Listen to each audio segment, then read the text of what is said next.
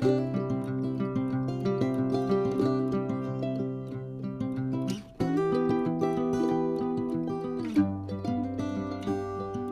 good morning everybody. Old Slick here. How's everybody doing today? Hey, out running some errands on the old DR and hit the 2,000 mile mark. So I want y'all to stand by because I'm out here riding around the rain a little bit now, but I'm gonna get back to the house and I'm gonna take this bike in the shed and get it set up, clean it up a little bit, and sit down and do a proper 2,000 mile review. And I'm gonna explain a couple of things that I like and that I don't like about the bike. And I'm gonna show you some things that I've done to modify it to make it like I like it. But hey, at this time, if you would go ahead and like and subscribe, because man, I am getting close to getting 1,000 subscribers. So hey, stand by for this video. This is gonna be a true, honest review from an old dude that's ridden a lot of motorcycles for a lot of years. Okay, I'm no expert, but I got a few miles under my belt, and I got a few things to say about this bike. All right.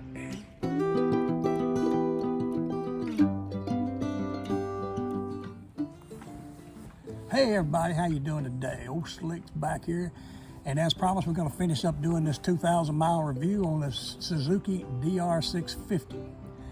Some of the things I want to talk about is, first of all, what this bike is and what this bike is not. If you purchase this bike right off the floor, what it is, this is a mid-size dual sport motorcycle.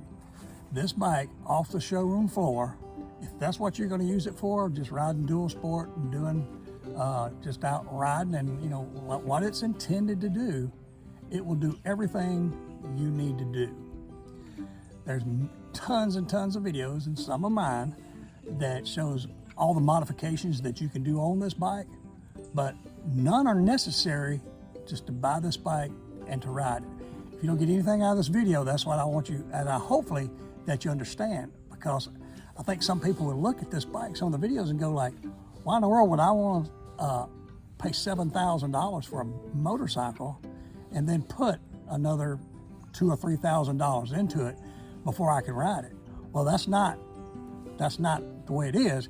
This bike's good to go because this bike hasn't changed in like 20 something years. So if it wasn't right, they would change that, okay? However, for me and others, we want to do other things with this motorcycle. Myself, I've transformed this dual sport bike into an adventure bike, okay? And I'll cover a little bit of that as we go. And that's what a lot of people do. And a lot of people also, and we're gonna talk about, when we're looking here, you know, we can talk about the motor and then talk about, you know, the frame. Okay, some of the things that I've done and some of the things people do. This bike is it's bulletproof, first of all.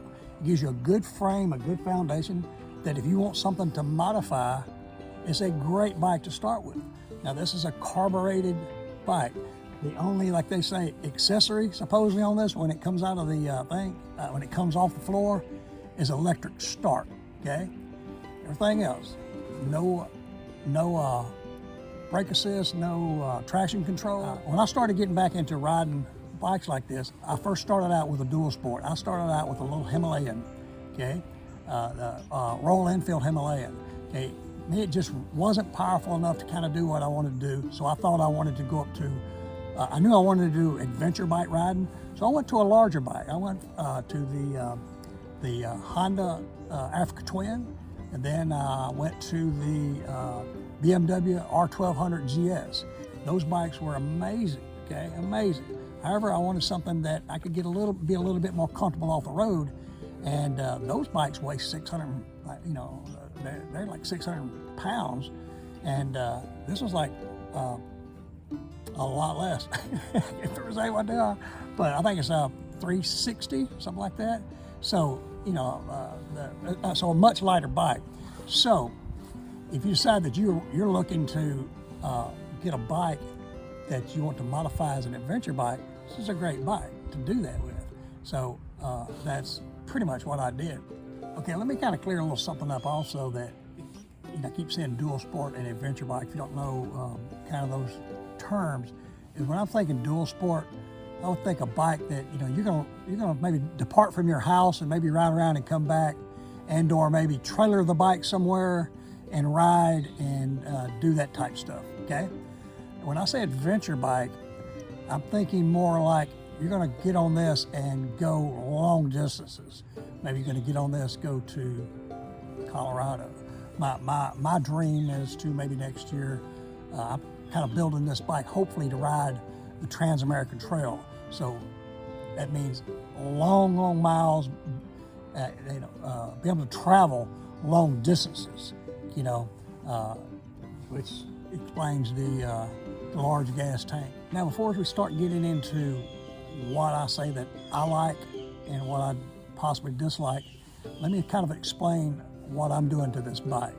Okay, I'm going to talk about like the frame and then the power plant. Okay, I've done nothing to the power plant. Okay, you know what I'm saying? The carburetor, the air box, or the muffler. This bike kind of traditional. They say it's a little slow on the throttle. However, they say if you open the air box, reject the carburetor, put another exhaust, they say it will really rip. However, for me, it's plenty powerful enough. Okay, I'm not out trying to pop wheelies. I'm not trying to, jump over logs. I'm not trying to do any of that. Okay, so this power plant for me is perfect. Okay, I'm 100% satisfied with it. However, any work that and also when I talk about the frame, say if you're going to do more of that type of work, that more of more aggressive riding, some people on the frame may change some of the suspension. Okay, I haven't done any of that either because I don't think I need to change the suspension because I'm not really going to be jumping or doing anything like that. So I haven't changed the motor. I haven't changed any of the power plant or any of the suspension, except for I did lower the bike a tad. Okay, I think I lowered it an inch. All right, so the modifications I made were modifications that I think would make it a better adventure bike for me. Now, however, being just the dual sport, if I purchased this bike right off the showroom floor, just as a dual sport, and say, hey, I'm not going to modify it, I'm not going to change this tank, do a lot of things like that. The things that I wouldn't like, either way, is the key. The key is hard to get to. Now, that's minor, but it's the hardest bike I've ever had to kind of go behind the handlebar and put the key in. Okay. Another thing, you can't change that. You could if you did change the whole dash out, but okay, that's just that. The second thing I really don't know how to change, I don't worry about it. It runs about 5 miles off on the speed limit. On the speed limit. It runs about 5 miles off. The speedometer is about 5 miles off, okay? If it says I'm doing 60, my GPS says I'm doing 55, okay? And another thing that I was changing, even if I'm doing just for a dual sport bike, the mirrors. Okay, the mirrors that come on it, they're fine, but they're too short. When you look in the mirrors, all you see is your shoulders. So if I ride like this, if I'm gonna look to the right, I have to lean to the left and then drop my head and then look over my shoulder. I'm driving down the road like this, trying to see what's behind me, okay? Now an easy thing for that is they got little stitches, they sell, it's about that long. However, I changed my whole mirrors out. All right, those are the only 3 things. Oh, also they had the hand protectors. Now I got these Bark Busters on there now, but they come with a very cheap little plastic hand protector thing that literally, if you hit something with that, it's good. If you hit something with that, it's gonna break your hand. Okay, it's not to protect your hand; it's just protect your hand from the wind. And the grips, I hated those grips. So I think if I bought this bike and wasn't gonna make if I say, hey, I got to just make a couple of changes, I would change the mirrors, the grips, and I would get rid of those. For an adventure bike. And you can probably see one of the biggest things you can probably see right away. It just sticks out is the tank. I put a larger tank. I think it's a 20-liter tank as opposed to it comes I think with a 12-liter tank. I don't know if that goes to gallons, but I know as far as miles, it took me from like a 120-mile range to about a 215-mile range, which, you know, so if we're doing adventure type riding, you know, I want to be able to go further between gas stops, okay? The second thing that I changed is the seat. The seat that comes on this bike is kind of like well, the dual sport. You know, the dual sport bike's kind of high. It's got that narrow seat, like a not as aggressive as a motocross bike, but it does have that thin seat, and it is literally like riding on a board. Okay, but you know, if you're going to take it out and do short trips, maybe if you're going to do short trips, maybe, you know, just out riding for an hour or something like that, especially if you're young, the seat on it would be fine. The gas tank that comes on is fine. You know, you're only going to go 100-something miles. Okay, back to saying me modifying this as an adventure bike. It's like I say, I changed the tank and I changed the seat. I've put a rack on the back. I've also put pannier racks, and I have soft panniers that I carry with this. I put a tank on it. I put the this Tusk bag, and more importantly, let's look up here. To make it a little more comfortable with the riding, I have put risers on here. I put the bark busters, keep your hands from getting broke. I put better grips. I changed the mirrors. These type of mirrors here, or if you hit them, they'll fold in, okay? Not gonna go over the names of all these things. If you'd like to know specifically what any of these are, please send a comment. I've put a GPS. I've mounted the GPS. I've also put power. So if you're going to travel, like I say, especially if you're a YouTuber like myself, I've put where I have power for the bike. Also gives me my voltage on my battery.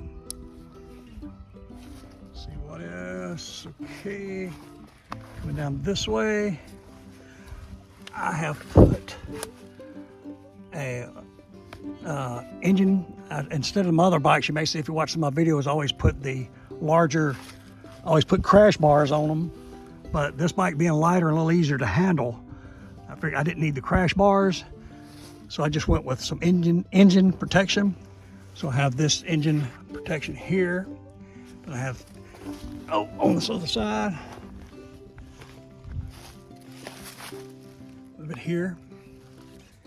I put this protection. It's kind of a frame protection. I've lowered the foot pegs. Oh, that's something I forgot to say. The foot pegs on these bikes are horrible when they come. They're high and they bend out. And you don't watch some other videos, you'll see me talking about them. But I lowered the foot pegs and put better foot pegs on here. Hey, I'd stop on the side of the road because I forgot to add something. I'm gonna insert this in the video. The gearing on this bike. The first gear on this bike is real tall. Okay, this bike will cruise at 65 miles an hour. You know, it's not an interstate bike, but it'll cruise on down the road. The first gear, you have to really feather the clutch if you're going to, you know, you get in some rough area, like kind of here. I pulled down to this old little parking area. There's a lot of sand and gravel. Like when I made this turn, you know how you have to kind of feather the clutch because the gear needs to be a little bit lower. Back on the other side. And also I've put, this comes with a little cheap plastic cover right here.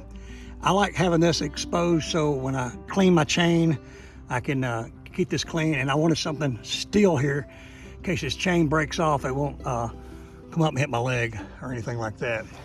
Now I know I've missed some things probably. Also my phone rack. Oh, up here in the front. And I've also put a windshield on here. This windshield keeps the wind. Wind hits me about the bottom of my chin, but I use a full face helmet. And which just works well. But overall, what do I think about this bike? Man, I love this motorcycle. Hey, so what's my final thought on the review of the 2023 Suzuki DR 650? I really do like it. Now, if you want to know I'm telling the truth, subscribe to my channel, go back and watch some of my videos and look at some of the other bikes that I had when I started out. See how long I kept them. I didn't keep those bikes very long. Kept them about a year and I moved on. I've had this bike a little longer than that. So, man, but if you get this bike or another bike or anything, just get out there and ride and have some fun. But in the meantime, hey, if this video has helped anybody, man, it's really been worth my time to do it. And I so was glad to do it. And hey, but until then, remember, be strong and courageous. Don't be afraid and discouraged. Because God's with you everywhere you go. All right. All right, look at here.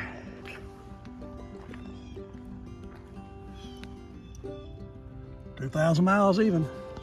Had to stop on the side of the road. All right, man.